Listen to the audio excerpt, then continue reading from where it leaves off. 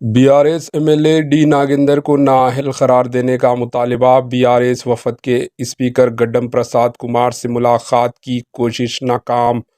BRS के अरकान assembly ने डी नागेंद्र को नाअहल करार देने का मुतालबे पर कल शाम 6 बजे स्पीकर असम्बली प्रसाद कुमार से मुलाकात का वक्त मांगा। वो इनसे मुलाकात के लिए इनकी रिहाइश गाह पहुँचे।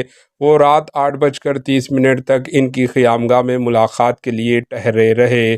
ताहम स्पीकर गड्डम प्रसाद कुमार मकान में नहीं थे। इनसे फ़ोन पर रब्त करने की कोशिश की गई। स्पीकर गड्डम प्रसाद ने इनके फ़ोन का जवाब नहीं दिया।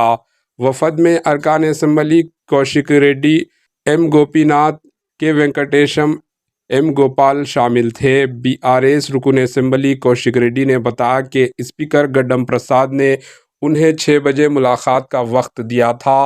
वो इनका इंतज़ार करते रहे। आखिरकार हम रात 8:30 वापस हो गए। उन्होंने स्पीकर पर इल्ज़ाम आयद किया कि इन्हें चीफ मिनिस्टर रेवंत रेड्डी के दबाव पर बीआरएस वफद से मुलाकात करने से ग्रेज़ किया। इन्होंने कहा एक बार फिर वो डी नागेंद्र को नाअहल करार देने के लिए स्पीकर को अर्जी हवाले करेंगे। इन्होंने नागेंद्र के ख़िलाफ़ क़ानूनी लड़ाई लड़ने का ऐलान किया।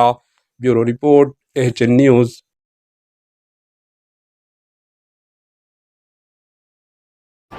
एचएन न्यूज़ को लाइक करें, शेयर करें और सब्सक्राइब करना ना भूलें।